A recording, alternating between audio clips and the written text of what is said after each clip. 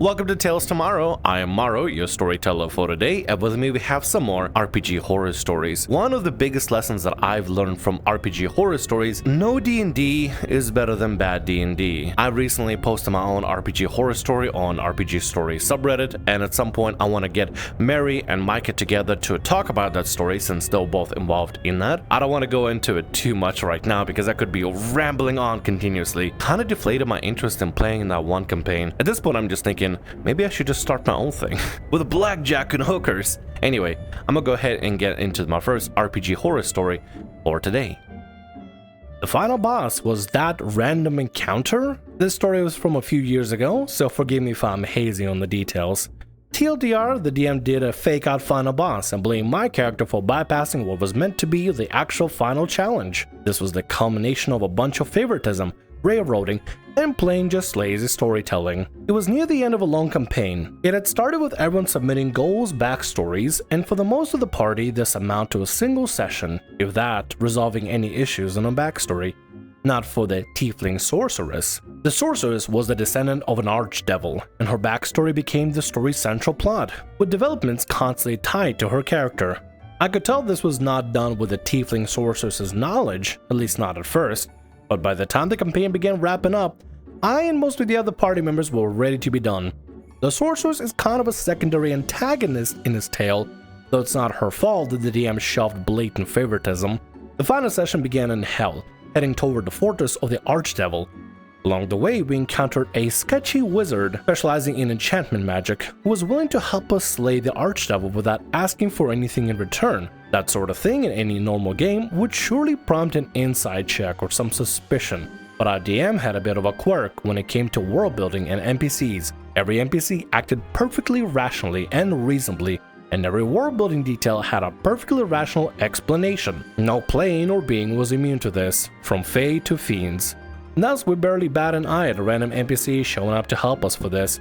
We figured we would need to help in an oncoming fight, and the tiefling sorceress had already decided to bring the wizard along. Nah dude, that's cap. Even I would be like, why you want to help us out? This is suspicious. What are you asking for? What do you want out of this? What is your motive in this situation? There's no way that a random wizard pops out of nowhere outside of the archdevil's place, the big domicile, and just says, hey guys, I'm gonna help you because I don't like the archdevil either. There's no way there's not some sort of ulterior motive there. But the fact that the DM doesn't even let you roll inside, because of course the characters just want to do the good thing just for the sake of doing the good thing without really explaining it, or maybe there's too much of a complicated explanation behind it that is super low relevant and definitely is going to make sense at the end of the day.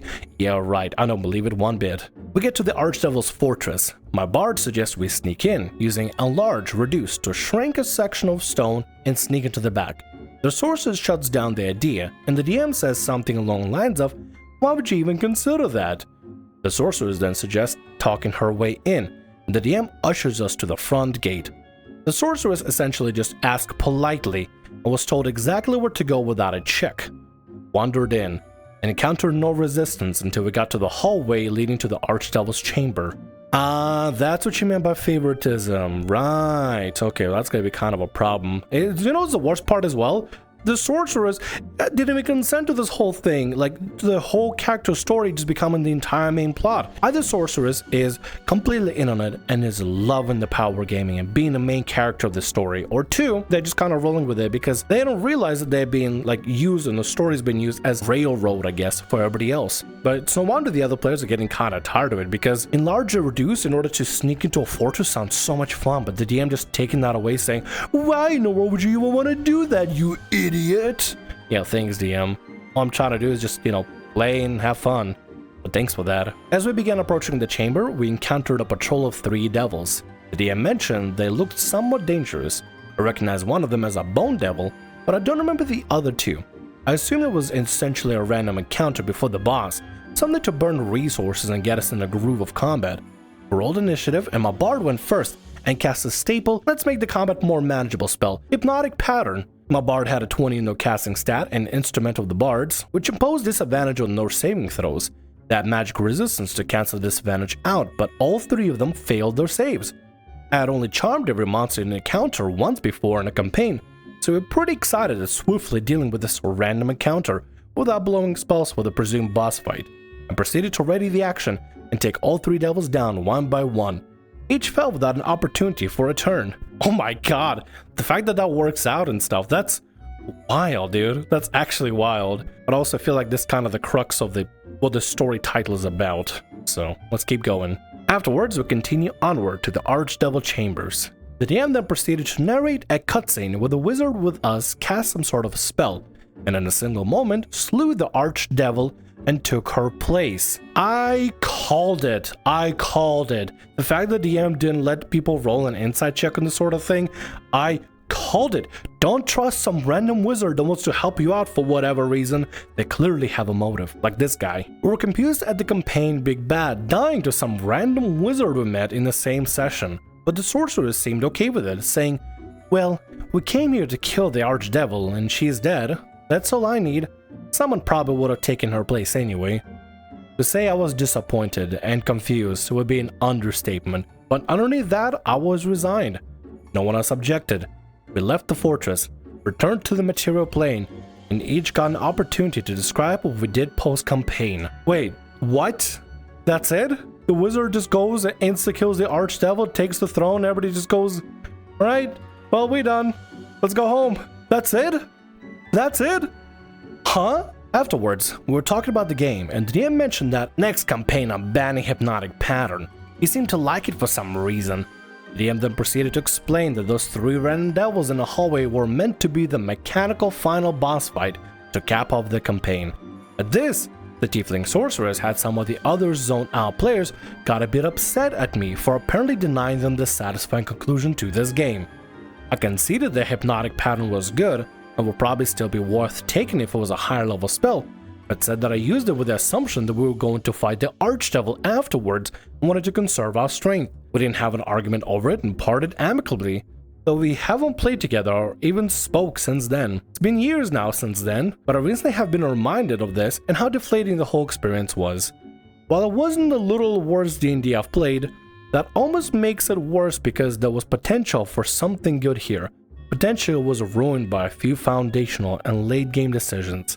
I'd gotten invested in the game and my character, making some friendships that lasted to this day, and this whole experience had soured it.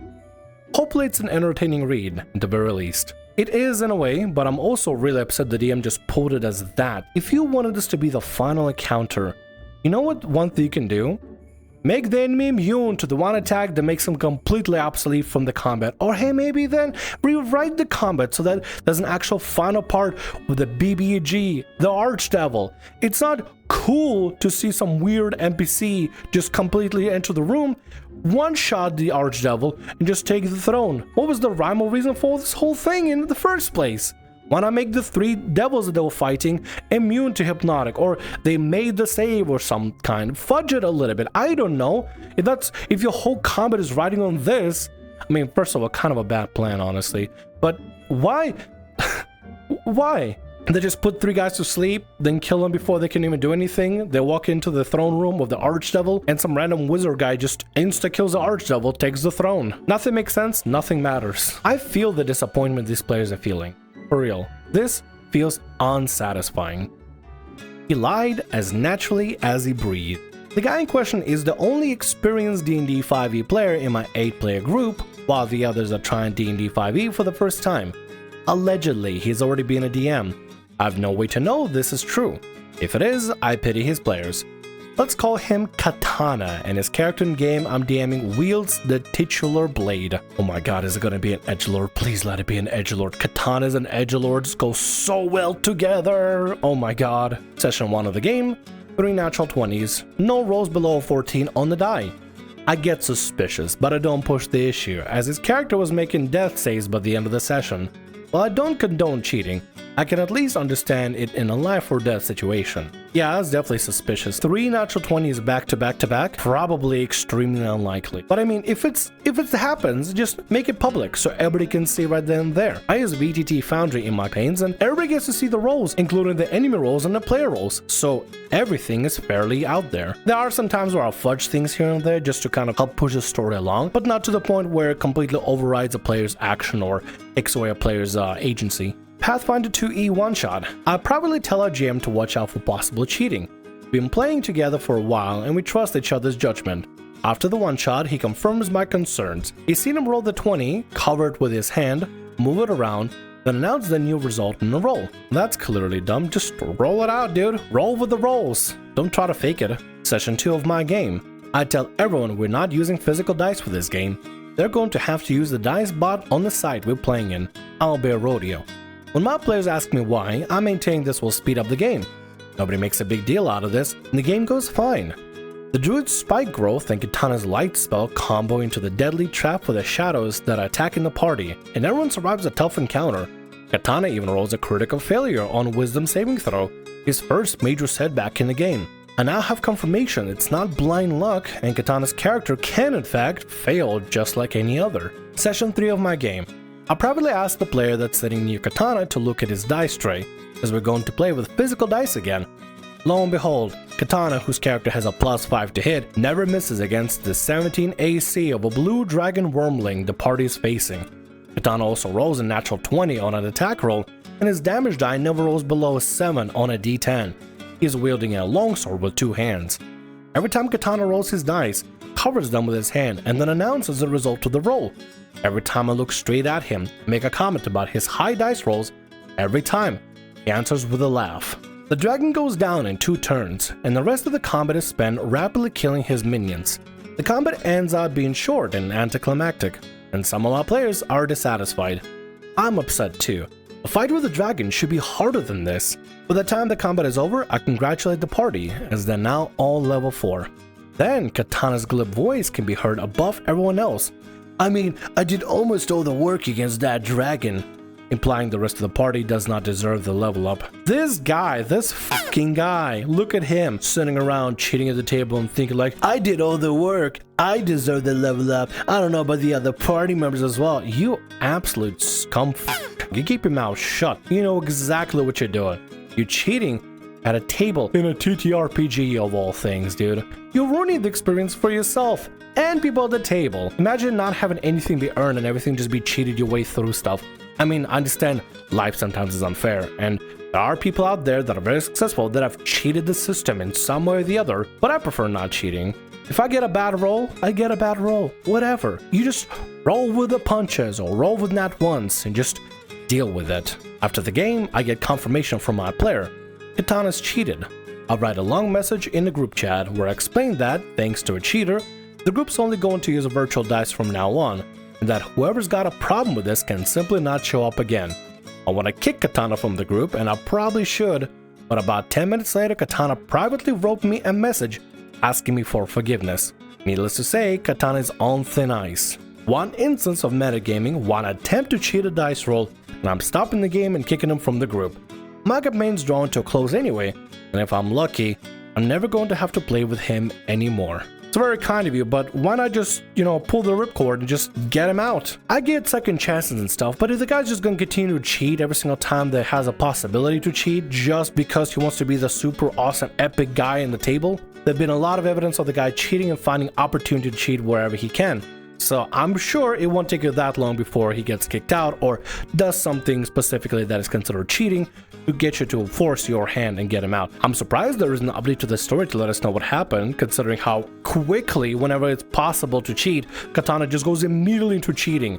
Immediately they go from digital dice back to physical dice and instant cheating, just instantly, not even considering anything, just immediately finds the opportunity and jumps at it without a second thought. That's a bit of a red flag. That's actually a very big of a red flag, dude. You should not trust this guy at all whatsoever.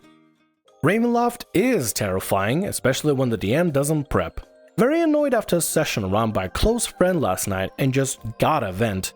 DM had been running the odd one-shot horror thing that had its fun moments, but surrounded by questionable decisions. It hosts one about every couple of years, always in Roll20 in Discord, but now he's got the idea of stringing these together into a loose campaign that we get into a session like once every couple of months. Here's a list of personal gripes. 5 players each playing a Gestalt character that's taken a level in 2 classes simultaneously as we level. Whoa, okay, that sounds kinda cool actually. Bit confusing, but really cool. Taking about 4 sessions navigating through a homebrew world to get to the realm of dread, which he's saying as Ravenloft in narration before NPCs say where we are, but feels more like a random nightmare dimension ruled by dream logic. I think that's just improper terminology.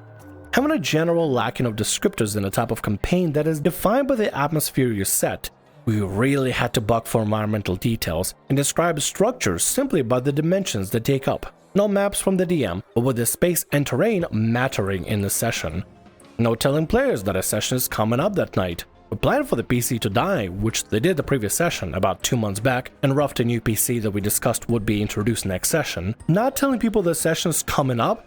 How do you handle scheduling in that point? How do you decide on when things are going to be coming up? You just suddenly, I don't know, post on Discord, hey, session tonight, and just expect people to make it? People are busy and stuff. This is so absolutely ridiculous and inconsiderate. This part should have been the reason why I'll quit, because that sounds aggravating as hell. This is my biggest pet peeve and one that players shared with him last night.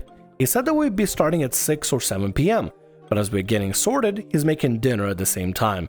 Doesn't finish up until we get to 7:45 or so. 2 of our players are in a different time zone, one of which is 3 hours ahead, making us 10:45 his time, with work in the morning for us minus the DM. Dude, this DM's timing sucks. What the hell? Once we get to the day, I see people on Discord say that we are playing that night. That's news to me. So I give him a call since I haven't made my character mechanically yet. The idea was to make a were-spider, discuss character build, figure out specifics of what my PC knows since he wasn't around before the party. He says that the party might not get to where he has my PC introduction planned.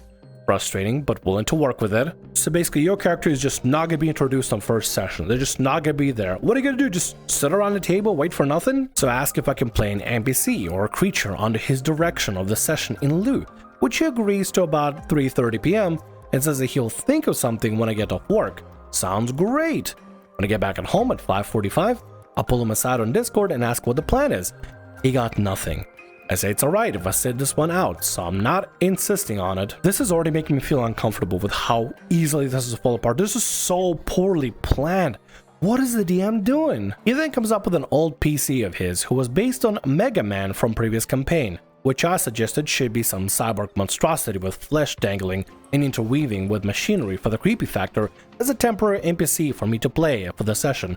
Sounds great. I load up a voice changer for Robot's voice, muck around with it, and bug the DM for a character sheet or stat block. He says he'll find it and get it to me over the session. I comply and sit out while he's making food, running the session. I sent him a message around 8:45 to suggest that I don't gotta be here since the session's running long, that I had to get up early for work, hopeful to close the session out since I still didn't have either stat block or directions from our DM. The party finds a pod with my character in it. As soon as it gets to me, I describe the scene with as much grody detail as I could, and I think I shocked a player or two with a voice changer. Success! I narrate in a way that felt like it'd lead to a good cliffhanger. Then the session just kinda continued. Had him raise his weapon to the party as I understood the NPC to be hostile. The DM agreed that the Mega Man, who had yet been unnamed, should be utterly confused and hostile when exiting the tank. The players asked aloud to the DM, "This is metaing, but is this a monster to fight or a PC?" The DM replied, "It's a PC." So I pivoted hard and instead pointing his weapon to a doorway, had him slowly march out the room, muttering, "Must complete objective," as I still had no idea what the DM wanted me to do. We ended the session awkwardly as a party member healed me, and I roleplayed a short circuit, causing my PC to go unconscious. Meant to be a system reboot on my end again, to give some space to the DM to interject and take a hold of the session. Dude, nobody has a hold of the session. The DM completely does not have the grip on the reins at all. Everything is just being phoned in the whole time. The DM has no plan, no cohesion, no nothing. No idea what they're doing. And you just lopped in with them trying to play this Mega Man character that they had for, what, no reason, really. Not at all. We ended the session out of character there, with all of us voicing our displeasure that we were given a start time, start playing about 1-2 hours after the start time, and that he shouldn't smoke as much weed as he said he did before the session. Makes sense while more than a couple of things were forgotten. Just went through the loops of being confused, annoyed, and dejected through last evening, and needed to vent. Thanks for the read. Thank you for posting, and I hope you get yourself out of the game because this sounds like a disaster. Doesn't matter if they're taking any sort of substance or whatever, as long as they have it together and have a plan and can communicate the plan and come up with something that's cohesive and makes sense and everybody can get involved with. Just don't phone things in. That's all, because that creates a disaster for everybody. The player that's not technically in session as their main character doesn't even know the mechanicals behind being a were-spider yet, and you're putting them into a role where they have to play this other PC, so they don't know what they're doing, they don't know what's going on, you don't know what's going on, the players in game don't know what's going on, nobody knows what's going on. This is a disaster, and I hope the OP gets himself out of it, because the DM needs to get a grip, or this thing is just not gonna work. And with that, that's gonna be all our stories for today. I want to thank you very much for watching, and thanks so much for being here. If you like what I do, consider subscribing to the channel and leaving a like. Also, if the RPG Horror Stories ever goes down, or if you want to submit your own personalized horror story, email is down in the description below. I'll see you again in more Tales Tomorrow. Bye-bye.